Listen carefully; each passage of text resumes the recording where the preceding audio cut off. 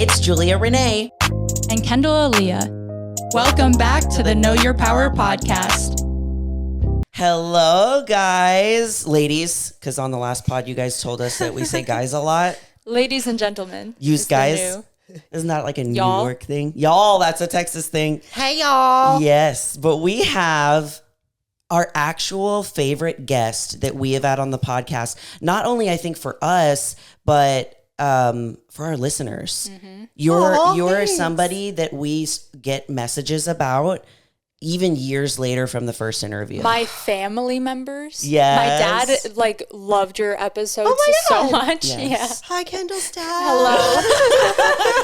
So basically everybody loves you as much as we do. Thank you, Know Your Power community. Wow, I feel a little flustered now. Not to set the bar too high, but yes. We're like, so it has to be even better than last time. No, but seriously. So guys, if you haven't recognized, this is Live Wickedly. Would you give us a little bio of you? Because I feel like it's a kind of changed. Yeah, actually, and this topic has come out of this massive change for me. I kind of went into hibernation the last 18 months, and outside of my own podcast, this is kind of like my debut out. So welcome. Hi guys, I'm back out in the world. Yes. Yeah, so I'm Liv. I am proud to say that I am the co-founder of Babe Philosophy, which is my podcast that I do with my absolute best friend and co-creator, Melly Wolf. And I'm basically right now just full force doing that. I'm taking all of the women's empowerment coaching that I used to do, all of the couples coaching that I used to do, and we're really putting it into this space where we really just talk about any topic that we feel is very relevant to what people are going through right now. And we break it down from this very philosophical lens with this edge of making it very practical and usable for people. So, topics that we've talked about are like, how do you know you found the one? Are men the problem? Mm-hmm. Am I too much? Those kinds of things that are maybe like existential crises that we all kind of go through, especially the feminine goes through.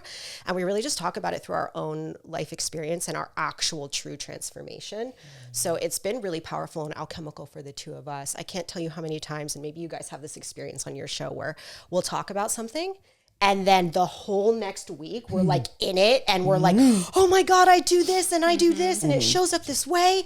And oh my God, I'm so glad we did that episode because I listened to your advice and it helped me here. Mm-hmm. Yeah. It's been really, really powerful. And it's a really beautiful, I think, different angle on knowing your power, really. For sure. Yeah. I feel like half of the time, half of our episodes, we're actually talking to ourselves or maybe a younger version of ourselves. Yes. Where it's as we're actively saying you should be doing this. It's the you is actually me. I should be doing this actually. You are always talking to yourself. Yes. And I think one of the things, and if you guys don't know, I think I talked about this last one, but Liv was the first coach that I ever had. And one of the things that you do so beautifully is take very far out things that most people would call woo-woo or whatever. Right. And I always say, she dumbs it down for me. And it's not necessarily dumbing it down. It's putting it in a way that's going to reach that person exactly. And I think that requires a lot of just knowing people. Mm-hmm. And I always be like, okay, I'm thinking this. Can you say it to me in a way that I will get it? And she always does. So that's why I think that you just having your own podcast is amazing. It just makes sense. Yeah. Thank you. Real. and guys, it's all going to be linked in the description and everything for you guys to check out, and her Instagram and all of that. But if you Know Your Power podcast, you are going to love Babe Philosophy. So I'm really excited for this topic today because I didn't really, when I was going through the things that we were talking about, I was like, oh, I didn't know what toxic femininity looked like. Yep. So what was the inspiration for this topic today? Yeah, I do want to give a shout out because the way that this is outlined is I have there's a woman that I follow on Instagram. Her name's Lucy Lamp. Please freaking follow her. Lucy Lamp? Yes. Okay, I'll send you the link so you can link to her Instagram. She was such a beacon of light for me through the last 18 months. Both Melly and I went through horrendous, heart-wrenching breakups last year that you remember. There was like this tidal wave of breakups last year, and like all of these people were just exiting relationships. And just to like plug Lucy Lamp here, because she's been so much inspiration, and I love to count my sisters who are like kind of leading things for me. She was in a relationship for 17 years and had, I think she has like 2 or 3 kids, and they broke up. Wow. Oh and she was really sharing her grief online and really setting this standard of, just because I'm in this breakup does not mean I'm going to become a man hater. I'm not going to point the finger. And that felt so important to me, because I could feel myself wanting to get jaded. I could feel my heart wanting to close up. And Melly and I really kind of clung to each other. We really connected in that space. And we both were like, we need to stay in the light. We know we need to lean on things. We know we need to go through actually feeling the things and maybe saying the things that aren't as nice to say.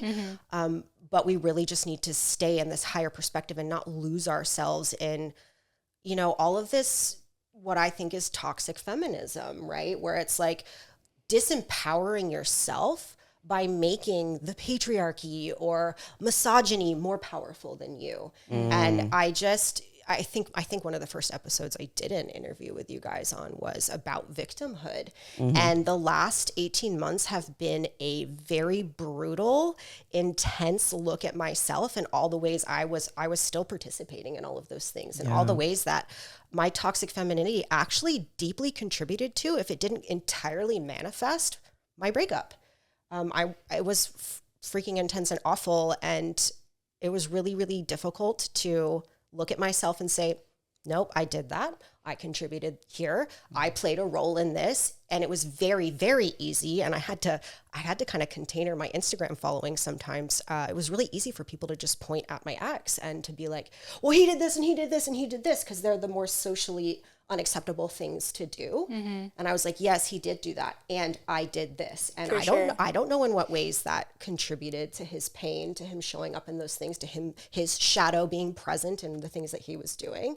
And I just think it's really important, if we're actually going to know our power, that we wake up from our coma of powerlessness and acknowledge that the experience we're having is directly related to the choices we're making. For sure. Exactly. Yeah. That was really well said. Yeah. What do you think the difference is? Because I think there's a fine line between toxic femininity / feminism and being empowered. Where is that line? Yeah, maybe it's a personal experience that you had or something. Yeah, I really think it is. And I think it's so unique to each individual person, because we all have feminine energy and masculine energy. We're all made up of both things. Some more than others. Yes, some more than others, right? Well, right. And like, depending on how you grew up, your conditioning, your just innate natural proclivities, you may or may not have them kind of woven in together in these weird places. For me, where I typically kind of get a little like, ooh, like, is that actually truly like a feminist principle we want to be supporting, is when there's a lot of finger pointing, there's a lot of blame, and there's not much actual accountability. There's not the I statements, right? It's men this, patriarchy this, da-da-da-da. And it's like, okay, well, we're also a part of this system. This system is only enabled by us. If every woman in the world today banded together and said, we're not putting up with this anymore, something would change. But we don't do that. So we have to acknowledge that things are the way they are by our own hand as well. There's 2 parties involved in this.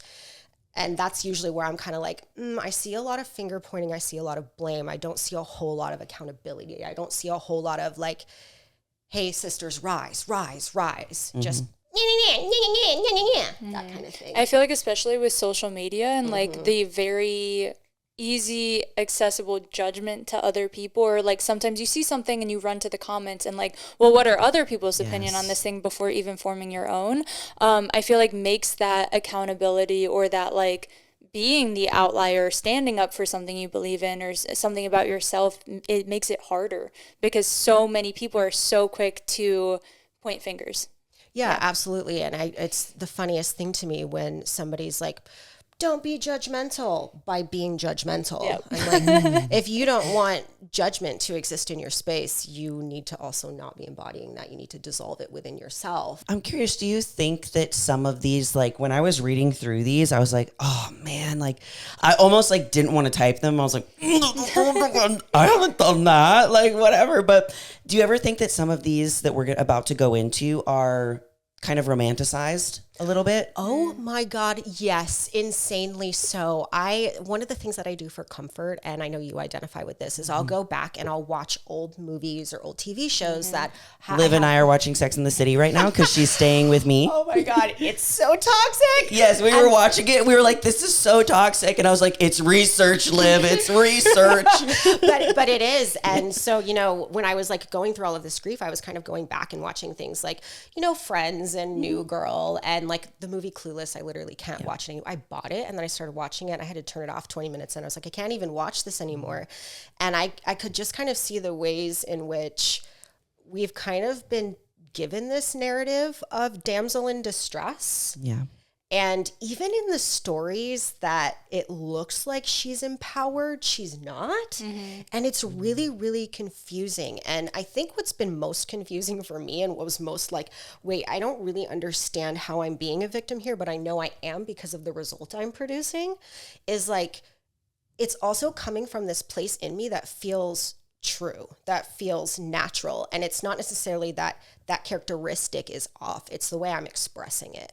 And I think that that's what's really confusing about toxicity, is because it's coming from a part of you. It's not like this bad thing that you need to amputate. It's this thing that needs to be rewired, upgraded, integrated, and expressed in alignment with your truth. And if you don't know what your truth is, that's also deeply confusing. True. So we're like all in a quagmire of like, how the hell do we actually be human in this day and age? What does that even mean? What does it mean to be a woman? What does it mean to be empowered? And even like one of the toxic shadows on there is mothering. Mothering's a good thing. A really good mother is a beautiful thing, you know?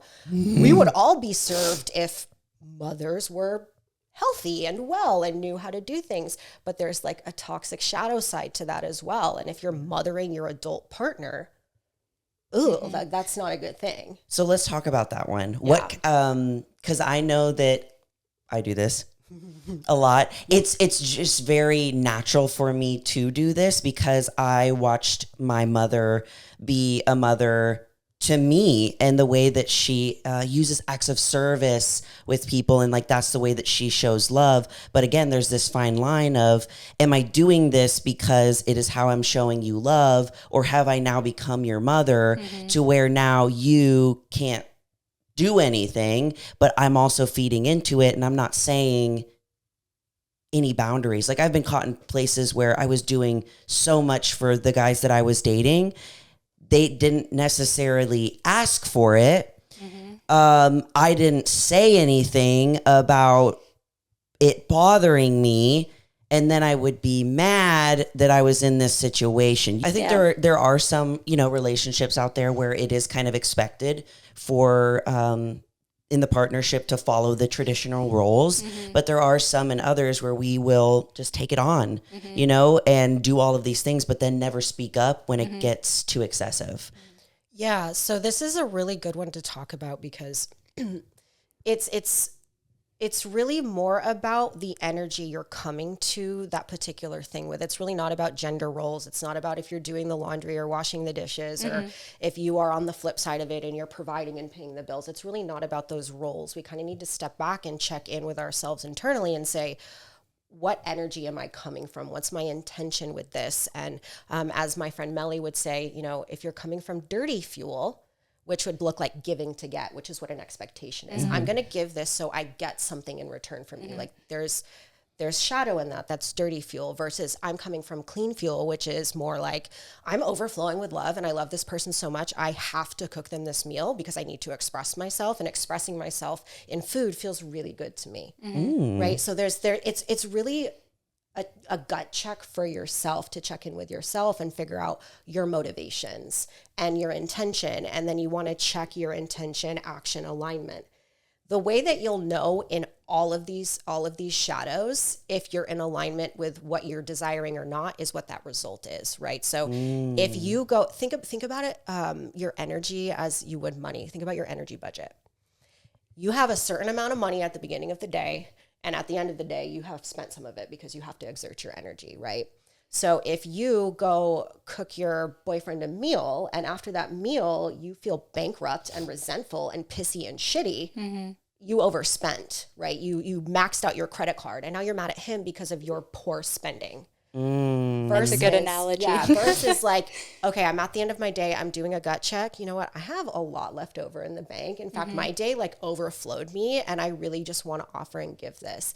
And what's really wild is if you really start to pay attention to your energy, especially if you're in a traditional like male-female relationship, men respond to the feminine so subconsciously and unconsciously. It's ridiculous. They can feel the energy that it's coming from. And I've really paid attention to that in myself. Yeah. And so I also just want to name like all of these shadows that I'm speaking to. I have so much experience behaving in them and getting lost in them. And I have created a mother-son dynamic in every single important relationship in my life. And it's the least sexy thing to look at. It is the least sexy thing. Like I look at it and I'm like, oh, that's so gross. And it's just coming from my conditioning and me not knowing myself and learning and growing. So there's grace and compassion for that. And at the same time, you really need to be very clear on your boundaries. If you think about the actual role of being a mother with a small child, and you think about a relationship creating a container,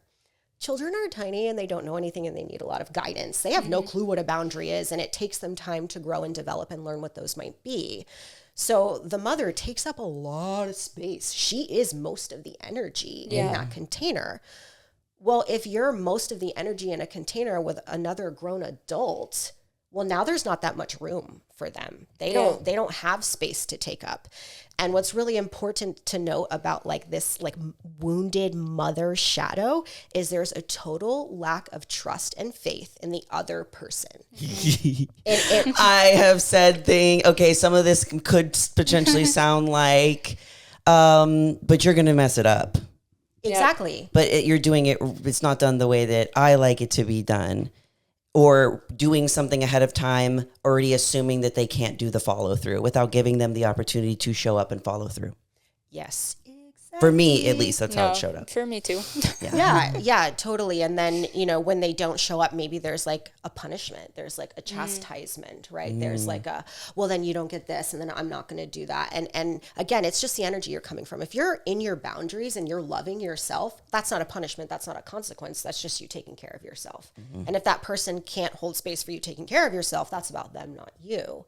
But if you're being vindictive and resentful and you're playing a mind game and you're manipulating, which is the classic feminine shadow, that's like the core of all of it. All of these like traits that we're going to talk about, they're all manipulation.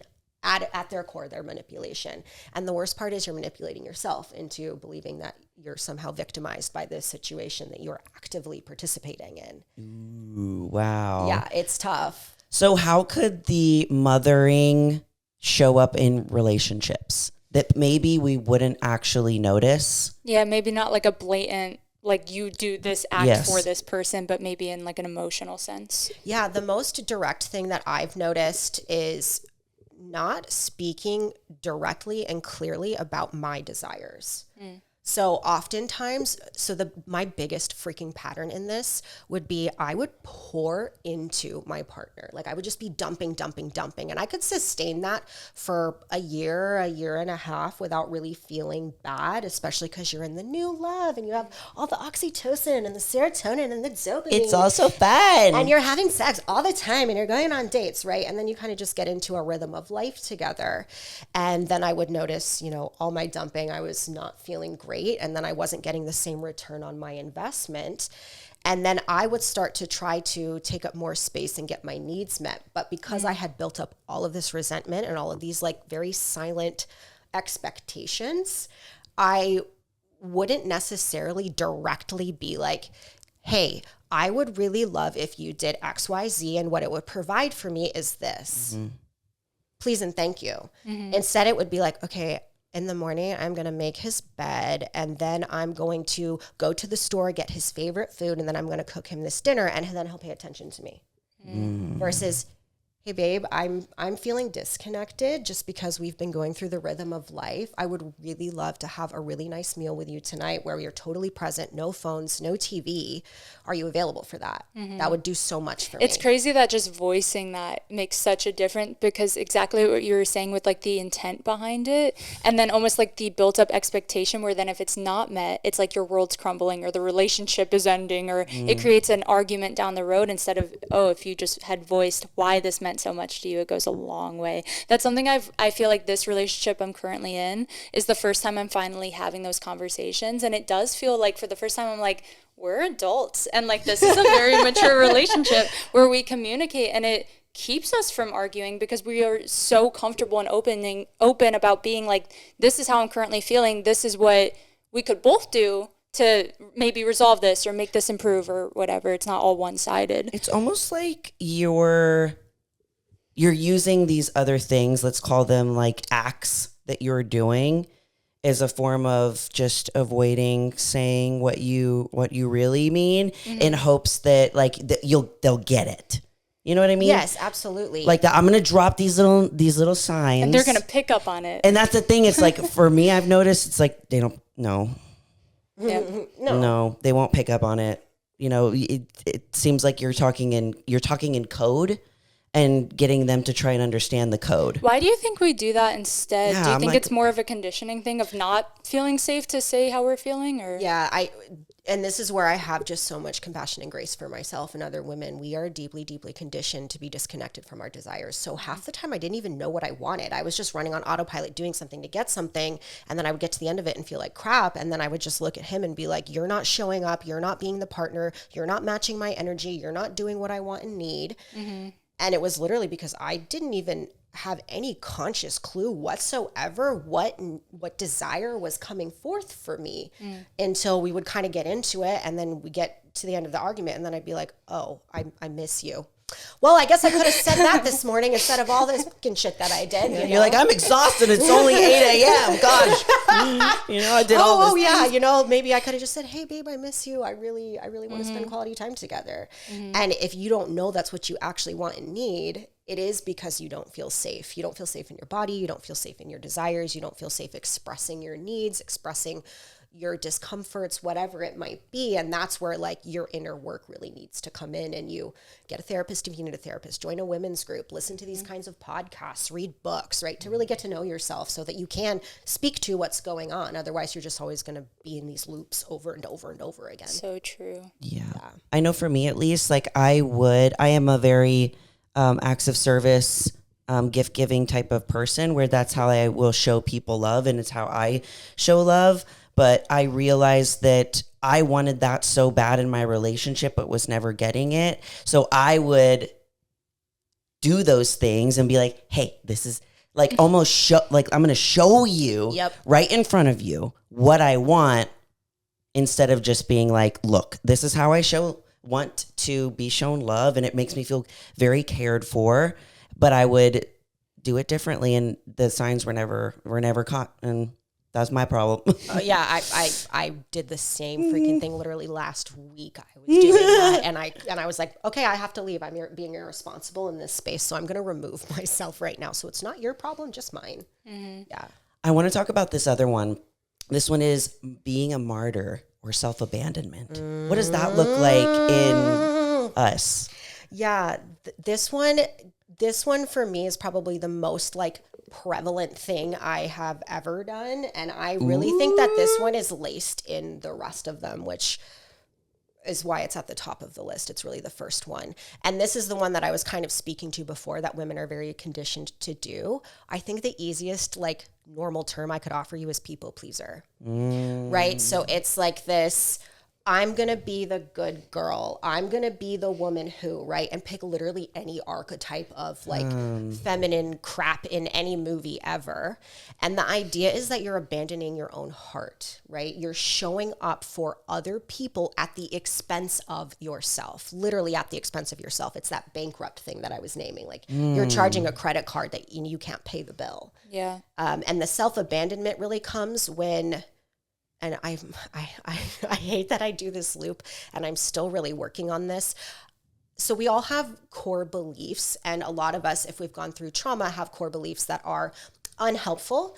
Like the two like touchstone core beliefs that I loop around in are that I'm not enough and that I'm too much. And they like feed into each other. I call them sweaty sisters. They just like sit on the stairs and they're like, let's get her to do this. It's going to be really fun. You know, it's like this parasite.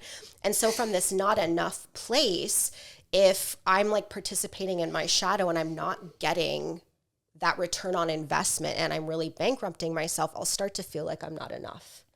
And then instead of being with myself, sitting with myself, feeling my feelings, maybe even expressing to my partner, hey, I'm feeling really crappy today. Like I'm feeling really low. I'm really feeling not enough. I don't feel very desired right now. I don't necessarily know where it's coming from. That's how I'm feeling. Instead, I would double down on proving my love. I would double down on proving that I'm worthy, that I am desirable, all while actually abandoning the fact that I don't feel good. I don't have energy to give out. And I really actually need someone to give to me. But now I'm just like overgiving. Sure. And then the longer that goes on, the worse and worse and worse I feel, the more I dysregulate into depression, into anxiety, into like my control behaviors, you know, like working out way too much, way too hard, being really controlling about my food, binge eating food, you know, whatever that might be, the things that I kind of do to cope. And like, I used to be a really functional alcoholic, you know, and like convincing myself that I wasn't. You can have a bottle of wine 3 or 4 times a week. That's not a big deal. Sex in the City does it. Oh, yeah, right. Down in Cosmos left and right.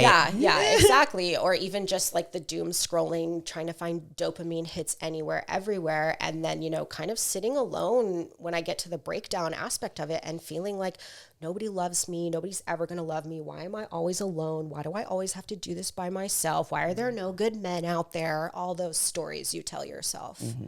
How can that look in a partnership where you end up abandoning yourself along the way? How can that show up? All right. I'm going to tell y'all a story from my most recent relationship. Let's do it. Super painful one.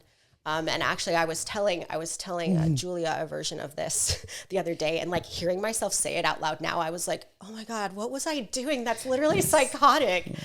So I was participating in an open relationship, and we fell in love quick, hard, and fast, which is straight up a red flag. Just right off the bat. We just went so hard in the paint. I had my own apartment, but I was basically living at his place. He was feeding me. We were spending like all of our time together. We both worked from home. So it was like, we were literally together all the time. And of course, we both were feeling like this is true love. And we both were like, oh my God, this is like a rom-com. Oh my God, it's real. Again, red flag. And within the first month, he went on a trip to do, he does some modeling and things. And so he went to go on a trip to do a photo shoot with this woman. And I thought it was just a photo shoot, and then he was coming home. And so I'm at his place, like scrubbing his baseboards. I love to do acts of service. I love to clean and all those things. So I'm like scrubbing his baseboards and his floor. I'm like training his dog, cleaning everything, vacuuming everything. Like I'm just taking care of the house so that when he comes back, it's like super freaking clean. He comes back, he's like, oh my God, this is amazing, blah, blah, blah. Well, then I find out like 2 months later, he's having a conversation with my cousin over off to the side. And I find out that he slept with that woman while he was there, which again, in our open relationship would have been okay, but he didn't tell me. He didn't directly come tell me, hey, this is what I'm intending to do. And then, how can I, if you're in an ethically non-monogamous relationship, you both figure out what your boundaries are and how you want to be communicated with. And so for me, I always wanted to know what was going on. Transparency helps me feel safe. We were transparent everywhere else except this one thing. So essentially within the first month of our relationship, there was a big red flag, right? That he wasn't showing up for what I deeply needed to feel safe. So that happened pretty early in the relationship. I also asked him to talk to me first before he invited anybody else into our space in that way. Not one time did he do that. And I would, we'd have an argument and I'd be like, you're supposed to blah, blah, blah, da, da, da, da, right? And I'd feel self-righteous and like a victim. And then he would keep doing it, keep doing it, keep doing it. So at no point in time did I actually maintain my boundary. I spoke it, I got in arguments, I cried about it, but I kept leaving him to be responsible for upholding it. And he was making it very clear the whole time that he was not available. But I kept making him responsible. Then we got to a point where I literally asked him, like, can we please not do this? My nervous system's really burnt out. We were like pushing our edges a lot. It was a lot for me. This is the first time I'd really been like doing all of these things. And I told him how I felt and he was like, well, I feel good about it, so I want to do it. Again, I could have said, okay, well, you can do it, but I'm not participating. Instead, I said, okay. Lucky for me, she couldn't come. This is the same woman, by the way. She couldn't come. She was busy with work. Well, if we get to the very end of the relationship, he just decided without consulting me or talking to me at all, that he was just going to go to Chicago, spend time with her during her birthday, by the way, which felt very personal to me. Yeah. And sleep with her and do content with her without my consent, without my agreement. So for 2.5 months, I was crying every day incessantly. I was this is so gross. I was begging and I was pleading and I was negotiating. Like I was going through all of the steps of like the denial and bargaining and grief because I was just trying to death grip the thing. Yeah. And it wasn't until like my nervous system got so rocked, so shook, I was all the way back to just generalized anxiety disorder, which what that looks like, and some people here will resonate with this, you wake up with anxiety and crying. Middle of the day, you're doing nothing, an intrusive thought comes in, you break down, you have anxiety, you're crying, you go to sleep, you're anxiety, you're crying. I was just constantly anxious. Things would come out of nowhere, so many intrusive thoughts. And finally, I had enough of it that I was like, okay, I need to leave the relationship. And that was when I stopped abandoning myself, because I said, hey, my needs are not being met. I have to leave. I've got to go. This is over for me. And then I was like, I need 60 days, no contact. And I'm going to hold these boundaries.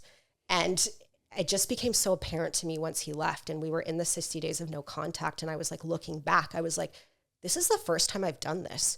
No wonder he never took my word seriously. I was never being my word. I was never actually truly in alignment with it. And how do I know? The results I was producing. Exactly. Because ultimately I could have walked away and left that relationship and said, okay, this person and I, like, we have different needs. We have different wants. We can't find a middle ground. I know what I want and deserve, so I'm going to remove myself. Instead, I just stayed and I allowed his abandonment of me to become the thing I was facing, instead of I'm abandoning myself. I'm betraying myself. I'm acting like a martyr and going, look how much I love you. Look how unconditional my love is. I'm worthy of love. Love me back. So now if this would go unanalyzed, it could easily be looked at is like, of course, like these things are, if we're just looking at it face value, the things that he did, they're shitty. Yes. But if we're looking at it without taking any like radical accountability to our part in playing this game, it could look like you did this, but you did all this. But if you go from a live lens and you're like, okay, well, where's my part in this? It looks like I got all of the signs. I got all of the signs that my boundaries were going to be continuously broken. I had the evidence right in front of me. Yep. No one was forcing me to stay there. Nope. I could have upheld my boundary, but I wanted to make it work at all costs. And even if that cost was abandoning myself along the way. Yes, absolutely. That is exactly hands down what happened. And that was what during last year I was really having to, and eventually I just got off Instagram because, some people were understanding and getting it and saying thank you. And then other people were like gossip mongering. At one point, somebody was going on both of our pages and just like stirring shit up. And I was like, okay, there's just so much shadow in the world. Like the truth of the matter is, and I said this on repeat, like my ex was always being himself. He was that way from day freaking one. Mm-hmm. And I went in and I victimized myself to him. I villainized him. And I straight up told him that. I was like, if I can't be around you and not make you the villain, I need to go.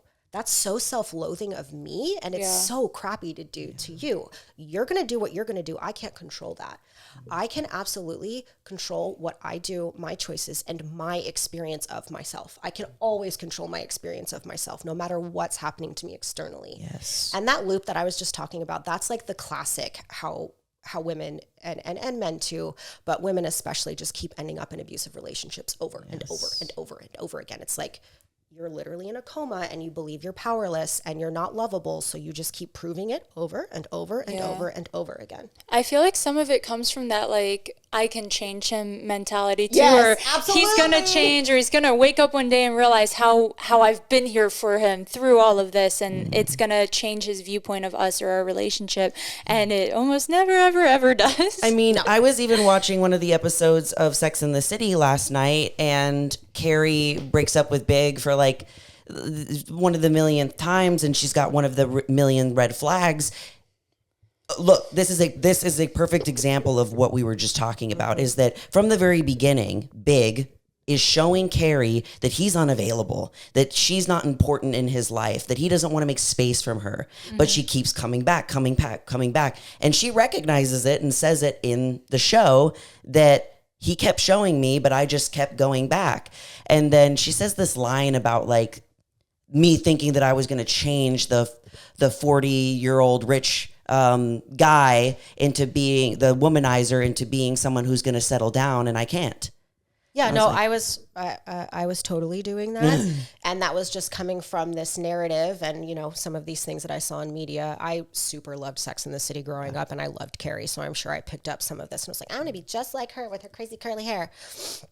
But I straight up, some small part of me, this wasn't very conscious for me for a long time, but there was this part of me that just thought, if I can get this person to commit, if I can like be so powerful as a woman that they change their whole life, then I will be able to prove and know beyond a shadow of a doubt that I am lovable. But this is literally a logical fallacy. It's a false premise, because I am already worthy inherently. I am always already worthy. You are all already worthy. You don't have to prove anything. So as soon as you start to prove, you're already losing. You'll never win that game, because it's unwinnable, because it's not real. It's an illusion. Yeah. Yeah, that's really difficult to see. I think one of the hardest parts for me leaving a really toxic relationship is the aftermath, and I almost feel bad for her, like for past me, for being there for so long. Do you have any advice for someone who maybe has come out of that and is shifting their mindset of like, here's how you break free from feeling guilt for putting yourself there in the first place? Yeah, sink into feeling guilty. You need to feel guilty for how you treated yourself. Whatever emotional experience you're having, you need to have that experience, and you know you need to have it because you're having it. So as soon as you start to just keep pushing, yourself abandoning, yourself betraying, and a lot of this is coming from the little tiny person that you used to be. And that's the version of you that feels stuck and lost and unseen, right? It got fractured off at some point in time in your life, and it never got reintegrated. And that's essentially what the shadow is like Carl Jung would say. It's like these parts of us that have been disintegrated. And so when I talk about like integration, what we're doing is life is always going to bring us reflections through people, through work opportunities, through losing all your money, like whatever's happening in your life. It's typically reflecting how aligned you are to like your truth, your worthiness, who you truly, really are. And if you're getting things back that are painful, that's because there's a part of you inside of you that's screaming out in pain and trying to get attention. So if you're avoiding feeling guilty because it feels too scary for you, what you're actually doing is avoiding yourself, abandoning yourself, and being afraid of yourself. And you're always going to be trying to outrun that. The best thing you can do, and this is ultimately what my breakup did for me, I literally said it feels like I just was going 10,000 miles per hour and I smacked right into a brick wall. It laid me out flat. And because I was there, I was like, okay, I'm in the basement. I'm in my emotional basement. And while I'm here, I'm going to clean house. So it was really gnarly. It was difficult. I did have a really good support system. I have a therapist. Oh my God, my therapist is amazing. BetterHelp, y'all. Woo! But I sat in my crap, and Melly and I did this on repeat over and over and over again, a lot of times that part of you needs a witness. The witness it needs the most is you. And also if it's really hard to hold on your own, you know, find someone who can help hold that with you, but you have to be willing to feel your feelings because that's just you feeling yourself. For sure. And once you get to the end of the feeling, it might take you a while to feel it, depending on how like intensely your nervous system like doesn't allow that sensation. Well, that's how I felt. Like, I felt fine after. Like, I was one of those people where, like, everyone around me was like, you're taking this really well. And I was like, I am. And then, like, years later, it has shown up, like, in my new relationship with this, like, person who's doing nothing that person was doing, but I have these thoughts sometimes and I have to go like, I'm having these because I didn't fully heal at that time, you know? So yeah, it does come up sometimes like years later. Yeah, it's like, is this really me? Or is this like a conditioned thought from, just from the past? And I think for me too, in like at least my past relationship, the person that I get sad for most is past me. Mm-hmm. Yes. The most. Like, I think about her at the beginning of the relationship and I get sad for her. Mm-hmm. But it's so easy to get stuck there for way too long and get very bitter and blame when, again, the signs were there that I ignored.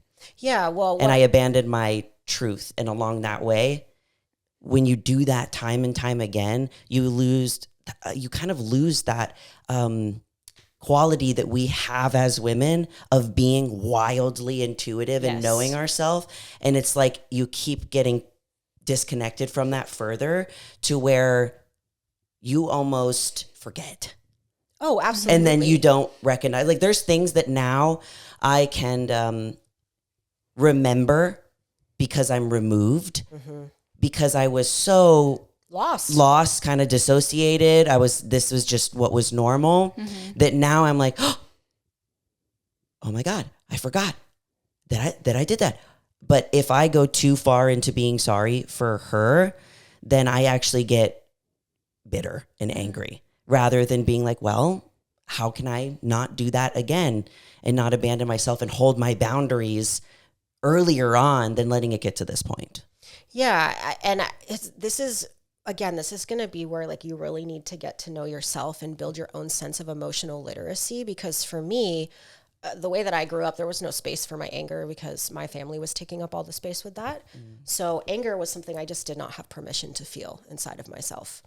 I could feel sorrow and despair and awful for myself, but the bitter, the frustration, the annoyance, the anger, that was all very automatically just shoved down.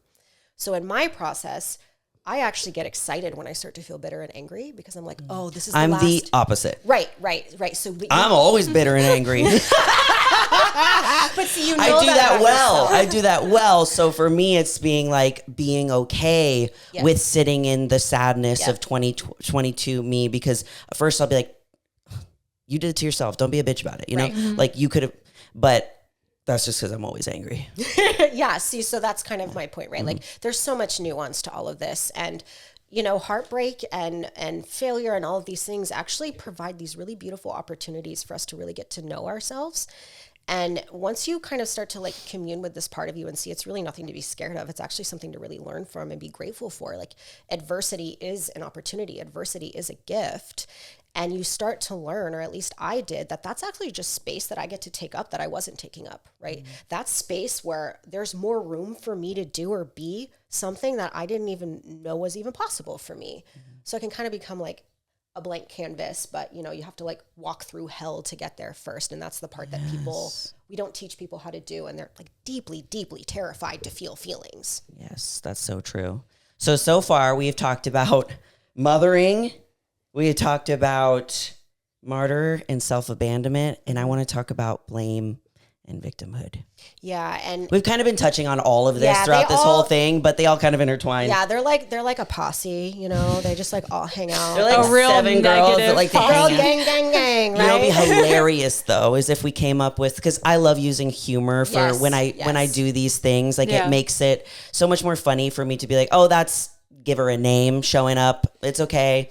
I think it'd be funny if we made little archetypes for the podcast on these. It'd be so cute. Yeah, no, I think that would be great. And I think it helps people understand as well, like what that actually is. Because when you're having your own internal experience, like we've talked, it's really mushy and confusing. And what the voice, like some of the voices are like come from inside of you. And then some of them was like your teacher and you took that on, or it's wild what the human psyche can do. But with the blame and the victimhood, essentially it's kind of what I was getting at the beginning. It's like when you're pointing fingers at someone else and you're also not focusing on your contribution, you're automatically creating this illusion of victimhood.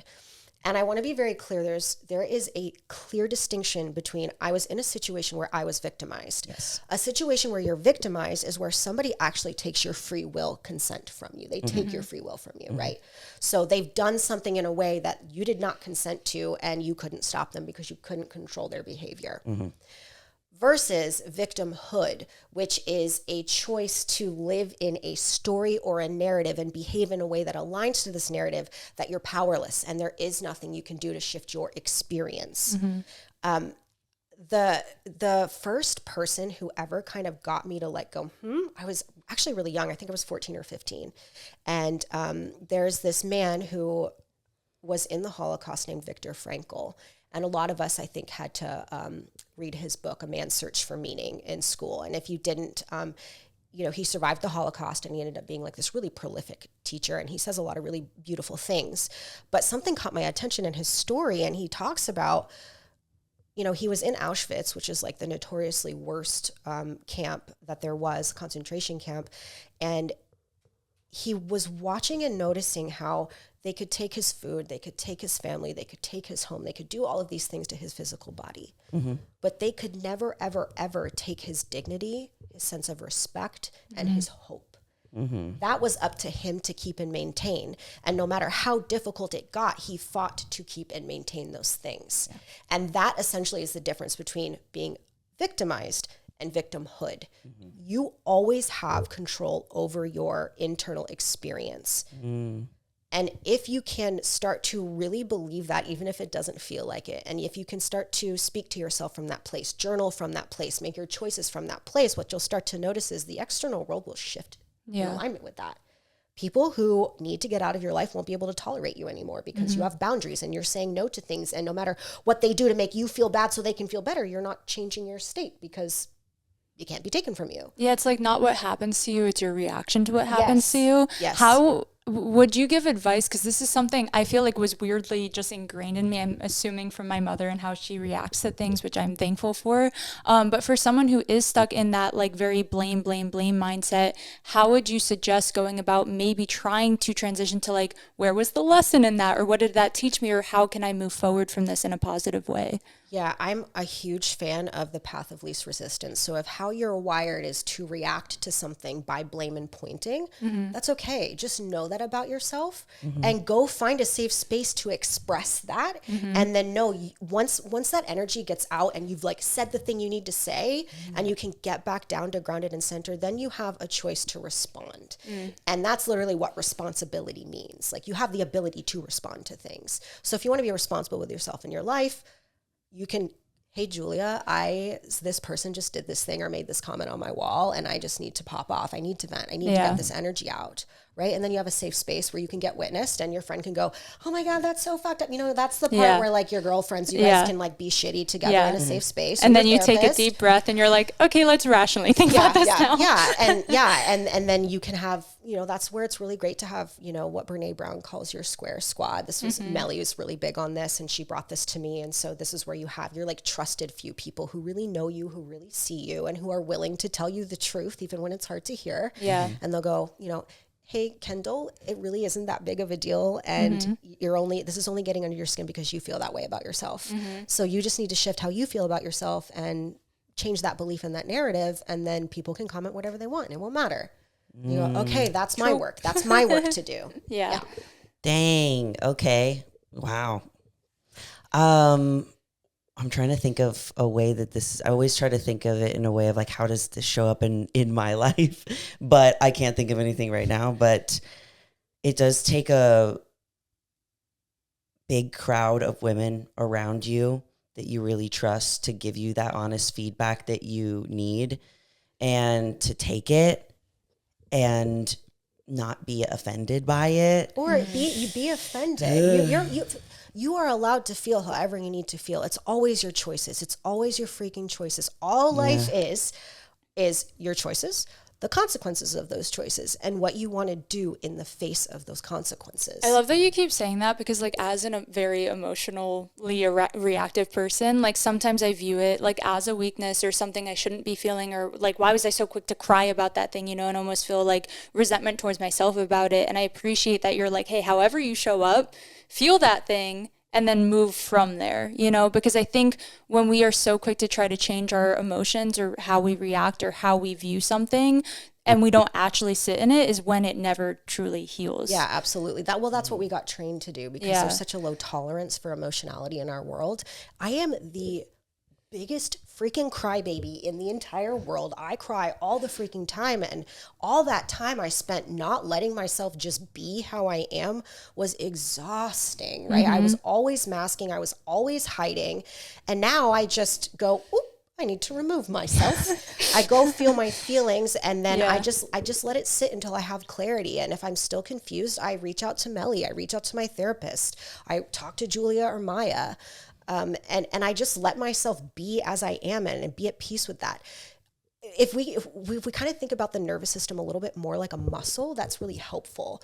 What fires together wires together. So the more you practice feeling your feelings, the easier it becomes to feel them. And then pretty soon, like, the thing happens, and technically, physiologically, our body is primed to feel something for 90 seconds, and that's it.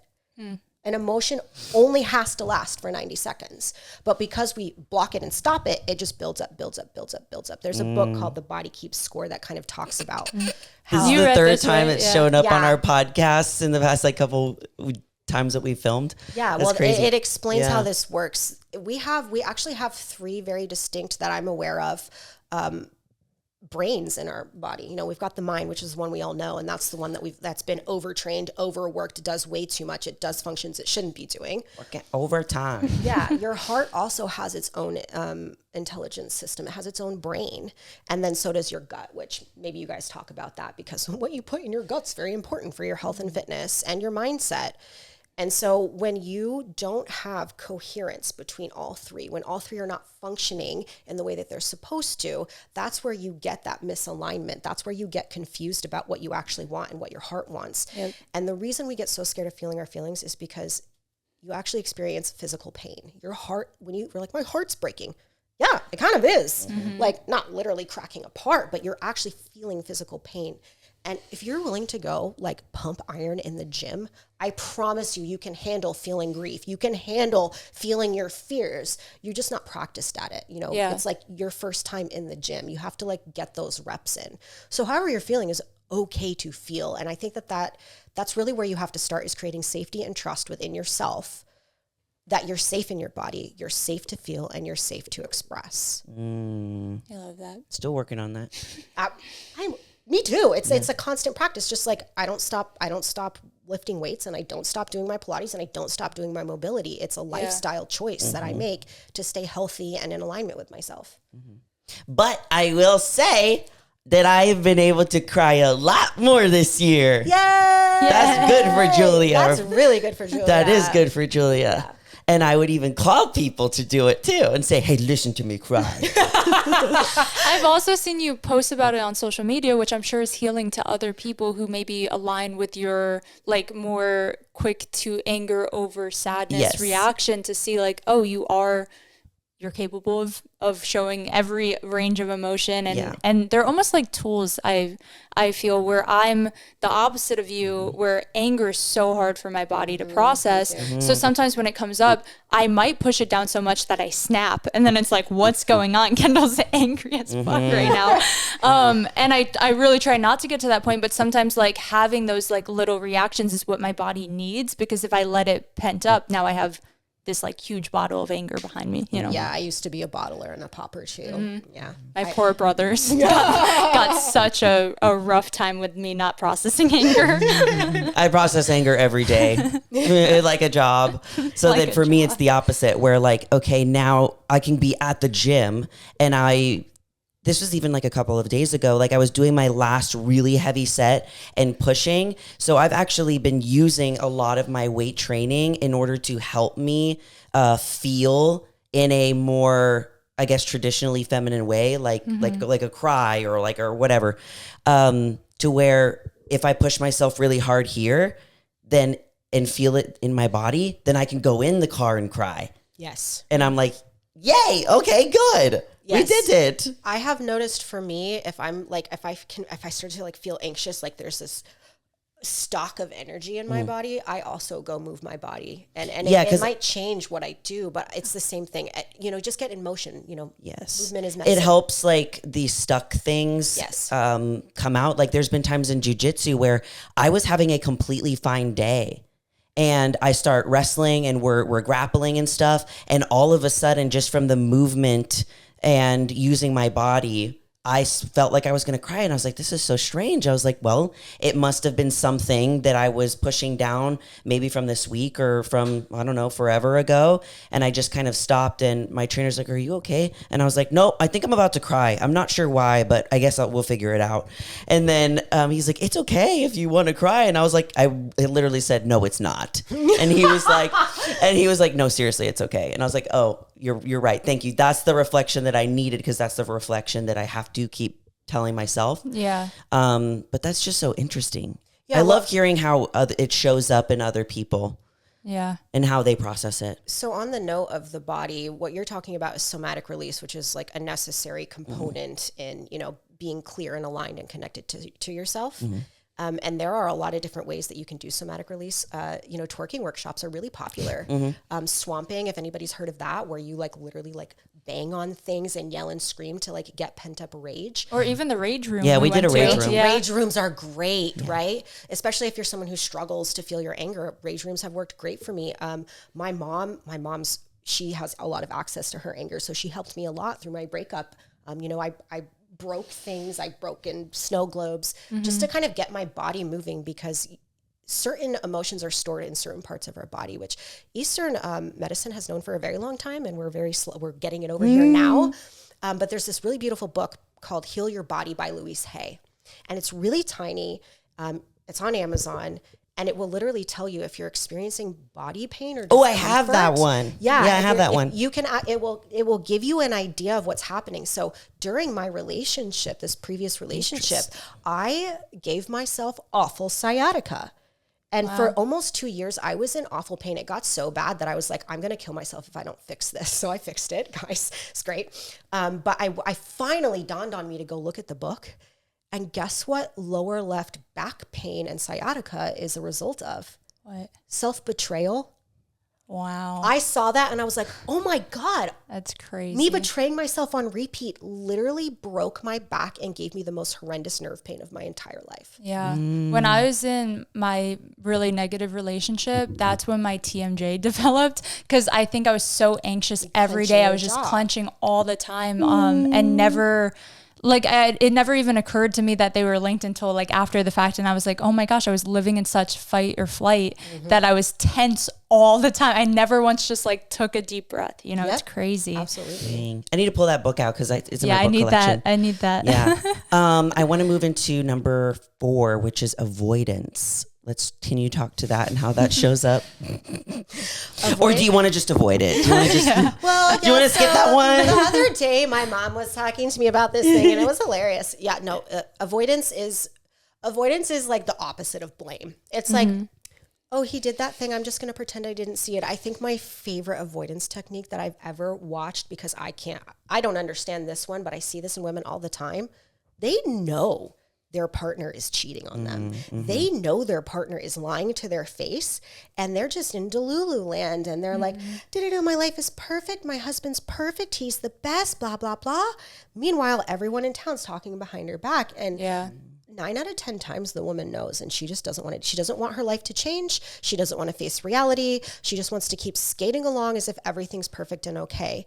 And the way that avoidance has shown up for me, and I think that this is maybe super identifiable, is I'll get very latched onto like the potential of a person or the potential of the relationship. And I will like literally ignore this is me ignoring the flags, right? It's me not actually addressing, hey, when you do that, it leaves me feeling this way. And I know my feelings are my responsibility. And also like, this is always just going to make me feel this way. Instead, I would just be like, well, that's my fault. That's my problem. My emotions are my problem. I need to be responsible for my And then eventually I'd get to a point where I'd be like, I don't even think this person in my head is the real person that I'm with, because I've just created this amalgamation of some idea of a person, but the actual behavior is so misaligned. And that's when I actually realized in my previous relationship, like, I was going with his self-perception instead of my experience of him. And that's not to say his self-perception is wrong or bad. It just was not my experience. Yeah. And it took me a long time to go, oh my God, his self-perception doesn't match my experience. And I've been trying so hard to go with what he's saying and who he says he is. But that's not my experience of him. And I just was avoiding all of that for such a long time. So in a circumstance like that, when you do realize, or maybe like the small town person you're talking about where like everyone else knows and you're in denial, it's like, how do you wake up from that? Or like, how do you go about like, oh, I've been almost asleep this whole time or actively avoiding this whole time. How do you like overcome that? Yeah, for me personally, avoidance has been the most difficult thing. It's very sneaky, and it isn't because you're not looking. Like anxiety was a lot easier for me to address because my brain was like hyper vigilantly focused on it. Avoidance, and sometimes you have a physical body response too. Yeah, absolutely. Avoidance for me, those reflections have typically come through in feedback from other people. So this is where you have to like find people, even if it's just a therapist or a coach, or like come to the Know Your Power retreat, meet some ladies here. Liv will be there, guys. You really do need other people. So we often think of arrogance in this like very isolated way of, it's like, you know, people with like big rims on their car and chains and like they're like, look at me. That's an expression of it, but the real true root of arrogance, which we all, because we're human, suffer from, is just the centering of oneself. It's literally having these blinders on and all you can see is what you choose to see. Arrogance, by proxy of its nature, must be reflected by someone outside of you. So if you have a friend who's coming to you and is like, hey, I'm noticing this, or they're giving you this feedback over and over again, you're like, oh no, it's fine, or oh my God, she's just like that, blah, blah, blah. If you're starting to wake up and kind of notice that, there's probably something you're avoiding. And a lot of like my brother was a really good one for me. He just kept telling me things that I didn't agree with. And so I just kept ignoring him for a long time. And then I went through this breakup and started really seeing some of my toxic femininity. And I was like, oh, maybe some of these things people are experiencing in me are true. And so I started actually listening to what he was saying. And yeah, it was coming through some of his own distortions and in a language that I was like, what are you saying to me? But I actually sat with it. And I actually was like, okay, it may or may not be true, but what if it were? What if this is true? How can I step outside of myself and try to kind of see myself from like this observer lens? And again, the observer lens is something we all have access to, but it takes practice. You have to practice seeing yourself outside of your own perspective. And if you feel a resistance to doing that, you're probably avoidant. I definitely have avoidant come up for me because I'm someone where like if I have an emotional reaction to something, it'll like literally make me nauseous. So then I think it's my body's own way of like, well, if you don't ever talk about that thing, you won't get nauseous again. Until it becomes so blaring where I'm like, I need to tackle this head on. And then kind of the same as building up emotions, it could be like such a big deal when it could have been a simple conversation. So this is one I'm definitely working on still. Yeah. Okay, let's talk about the last one, which is weaponizing emotions. Ooh, yeah. This was one that I was like, I don't want that to be true about me, but I am a woman and I participate in all the toxic femininity. So weaponizing emotions, I think the most common way that you might see this is like overplaying your emotions or using how you feel to get what you want or to get sympathy or to get attention. And I think the attention getting one is like maybe the most common one. So there's a difference between sitting in front of someone and saying like, hey, I really need you to witness this pain because I need you to know how you impacted me for me to move on. Or like, yeah. Look at me. Oh, look what you did. Oh, like there's just such I'm a only laughing because tone. that's been me. I read this Reddit story of, Kendall and I like to read like the Reddit stories and stuff. And there was this story about this girl that was at a wedding and she was in the wedding party and she didn't want to invite this girl because she would constantly do this. Like if the event was about like somebody else, she would remove herself and put herself alone at a table and cry and sigh and like try to make the, take the attention off of the main person.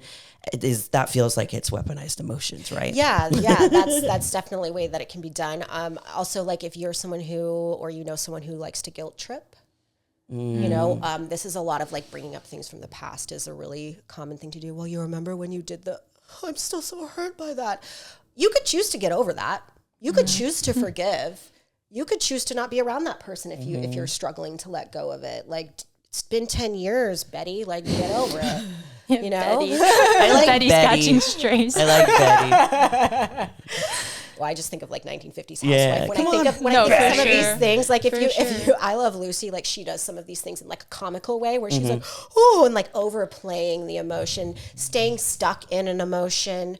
It's just you're using it to get something. You're using it to manipulate. This is like easily the most manipulative, like blatantly manipulative one. So what is the difference between being like an emotionally reactive person and weaponizing it? Like, is it always just the conscious decision or like intent behind it? Or do you think sometimes we unintentionally manipulate using emotion? Yes. So I would say you may have conditioned your reactions to be emotionally manipulative because it was a way for you when you didn't have tools to get power back, to feel empowered, to feel like you weren't out of control in the situation. It is a very like little kid-esque response where like when you're the one when not there's like a little kid in the corner and then they go like, exactly. Do you see me crying? And they stop if you're not looking. I was the most dramatically over the top emotional kid, even when like I knew, like it's crazy that even at that age, like I'm talking 4 or 5 years old, like throwing these intentional emotional fits because I felt like maybe my brothers weren't paying attention to me, or like maybe my mom was paying more attention to him and like, but I'm over here and look at me, I'm so lonely. So it is crazy that it is like sometimes conditioned from such a young age. Yeah. So the way that mine showed up more often was like actually really loud silence. Have you ever been around someone who just like, they're very quiet, but loudly so, not like just chilling in the background, but kind of like intentionally you're like, I'm not talking until, and maybe you're like slamming doors or like you're moving in like this really, that's my most common like weaponized emotion thing is like, I'm going to make you deeply uncomfortable. And I know my energy is normally soft and warm, but I'm going to make it hard and pointed and don't talk to me. And I'm not going to look you in the eyes. And yeah. Wow. I do that too. A lot less now, but like as a little girl, this was very much so, I think, like where I lived. Yeah. And because I know that about myself, when my energy shifts, I just name it now. And I'll be like, hey, I'm having a really strong emotional reaction. So that's what's going on now. I'll come back to you when I can talk about it. That's going to be my question, is like how to navigate away from this if it's something you recognize about yourself. Yeah. Again, this is going to take practice. And like, let's say that you're like just kind of baby waking up to this. And you're like, well, when I'm in that state, I literally have no access to speak, because there was points in time where I had practiced shutting up so hardcore that people would look at me and I'd blank out. I have a freeze response, which is a very common response. And that's a really difficult one because you kind of feel stupid and incapable. You're like, how am I a 34-year-old woman and I can't speak right now? But when you're when you get back to access to your voice, you can always like go back and say, hey, here's some context. I don't fully have a grip on this, but when that happens, I literally cannot speak. Can we discuss now how to hold space for this and what our parameters are going to be? So something that I've taught couples to do is like, if you need to take space and take a break, that's actually really healthy sometimes, especially if things are escalating. So the person who needs a break can call for that, and you can do it. We like to come up with like funny words for it, right? Like pineapple. right? And then everybody knows pause is a really easy one to do. But you can basically come up with a word or even a hand signal. If you're so nonverbal that you just can't, you can come up with a hand signal and then make an agreement that the first time a pause happens, you take a 10-minute break or a 20-minute break, whatever you feel like you need. Yeah, I would just leave. Well, that's avoidance. Yeah. Right? I would be like, oh, we're struck. And I'm like, I'm gone. I'm in a car. I'm at someone else's. I'm just like, I'm a runner. I'm like, bye. Yeah, that's another, like, that's also like a weaponizing emotion thing. Yeah, and I'm like, I'm gonna leave here to sit and stew because you need to deal with it now. And I was like, but I don't, so I'm gonna leave. Because that's something I noticed. Yeah, that's something that like I notice is my initial response where I am someone, again, like if I'm too reactive in the moment, I just need to remove myself so I can rationally think. Because if you're gonna stand right in front of me, I'm just gonna continue being emotional and reactive. So I've noticed that, and I do think literally just the step of voicing it and being like, hey, I just need like 5 minutes, and then we can talk about There's this. such a difference in like just completely like running away versus I know that I do need to, in a sense, run away to handle it later, or I'm going to be very mean. Right, exactly. I'm not going to say what I really mean. I'm going to hurt your feelings. Yes. So mine has been, okay, I have to put a time frame on it. I'll come back, or I will give me space and I'll come back in like, let's say 2 hours or something like that. And then you're time responsible frame. for keeping that time and showing back up to your word, right? Yeah. And it's really common in dynamics for there to be someone who's like more anxious attached, right? And they're the person that needs to chase it. It's like, no, let's sit through this. Let's sit through the conflict. I'll hold all of it, right? They're the ones who are willing to be the punching bag. And then there's often someone who's more avoidant, and they're the person who's like, get me the hell out of here. And so to create safety for both, you need the space, and you also need to be your word to come back. And if you're trying to create this with somebody and they're not showing up and they're not being their word, that is just a sign and a flag of their emotional maturity. And it might be that you need to take like some space from that person for a period of time. Some lifetime space. Well, you know, it just depends on your situation and what feels correct for you.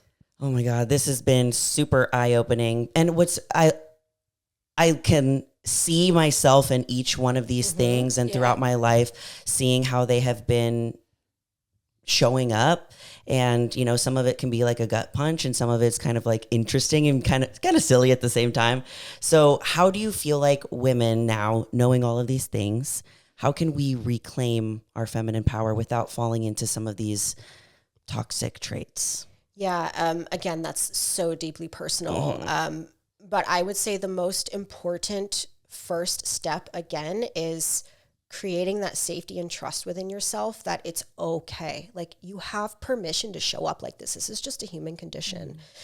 Grace and compassion are so important to showing up in an empowered way, and just being aware, just like literally being aware. Oh, I tend to do this.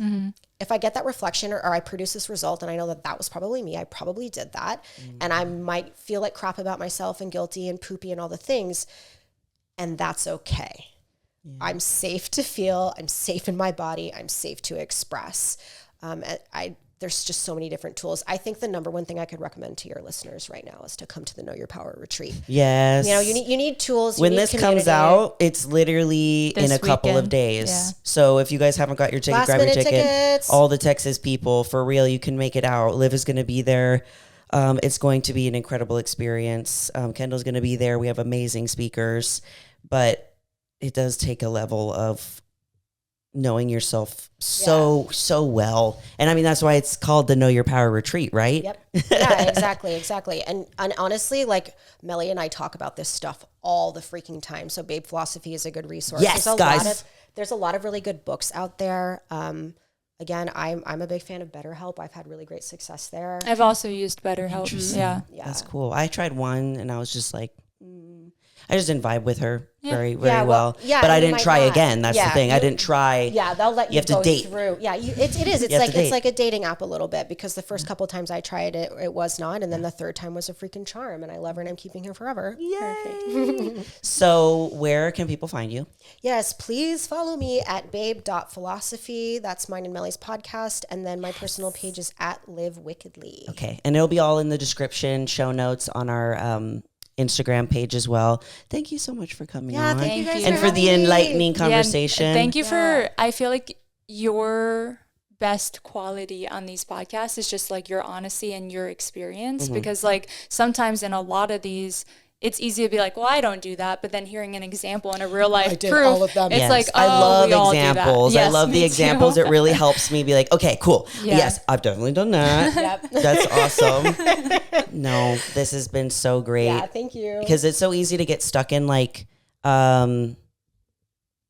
just the pretty glittery parts of women empowerment and stuff like that. But also the flip side of that is taking that radical look at yourself. And that's what these can definitely do, and see how am I playing a part in this, and can I come out better the other side. So thank you so much. Thank you. Go follow her. As always, guys, we love you all so much, and you're more powerful than you think. Bye.